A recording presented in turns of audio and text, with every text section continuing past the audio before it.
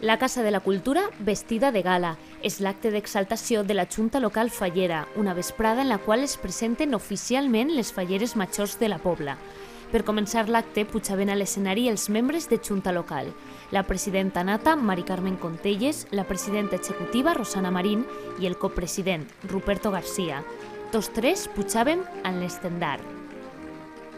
Moment de rebre els estendards de totes les comissions falleres de la Pobla, els representants de Mercat, Cervantes, Josep Antoni, Trinquet, Sant Jaume i Hort pujaven també a l'escenari.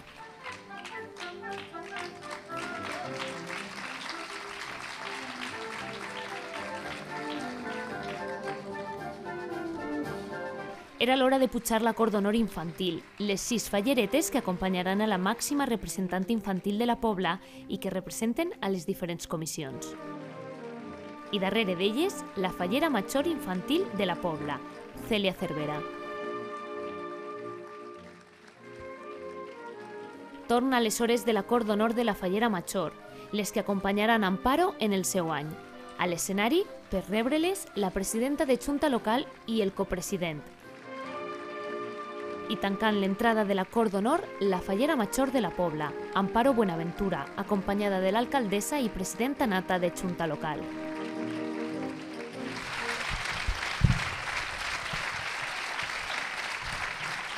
Abans d'obrir les cortines, un espectacle de danses.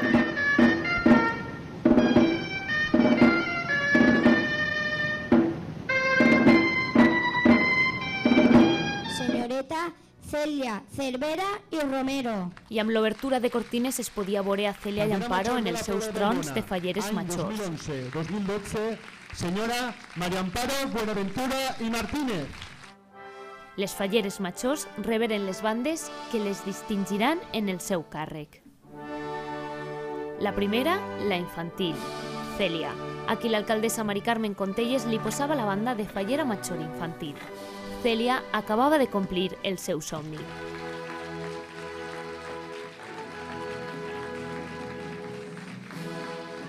Molts dies a casa m'he imaginat dalt d'aquest escenari, dient el discurs de fallera major infantil, imaginant-me com a la màxima representant.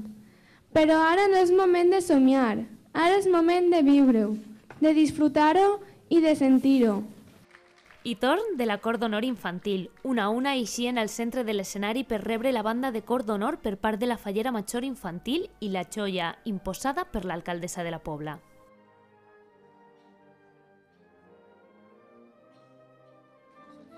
I era el torn d'Amparo Buenaventura, que eixia al centre de l'escenari per rebre la banda que l'acredita com a fallera major de la Pobla.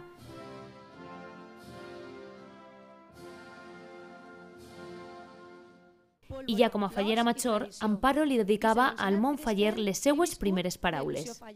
I el representar al meu poble faller és el màxim que jo pensava poder aplegar.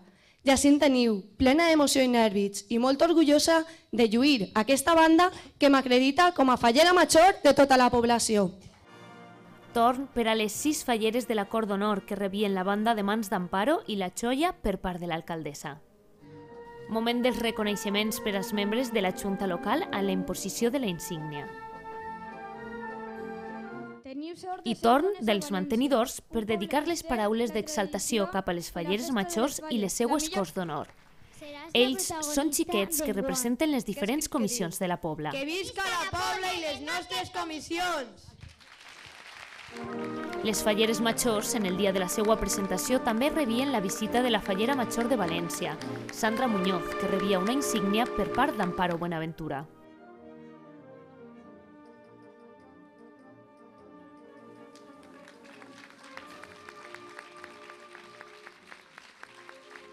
I per tancar l'acte, les paraules de les autoritats de Junta Local. El primer, el copresident, Ruperto García. A l'acord es desitja un bon any i que disfruteu el que pugueu al màxim, a l'acord infantil i a l'acord major.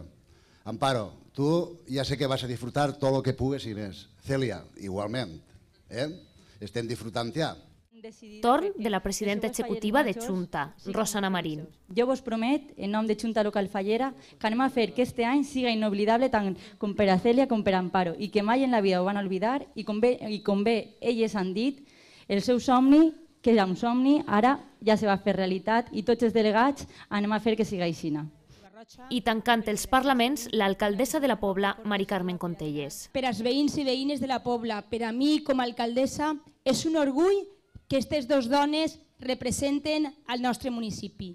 No totes les dones de la Pobla tenim l'opció d'estar sentades en aquest trono. Elles han sigut elegides i jo crec que molt merescudament. Uns parlaments que donaven pas a la visita de les juntes locals d'altres poblacions veïnes, així com dels festers del barri de Sant Josep, els clavaris de la Verge del Rosari i els representants de totes les comissions falleres de la Pobla. En l'himne es posava fi a este acte que enceta l'any faller.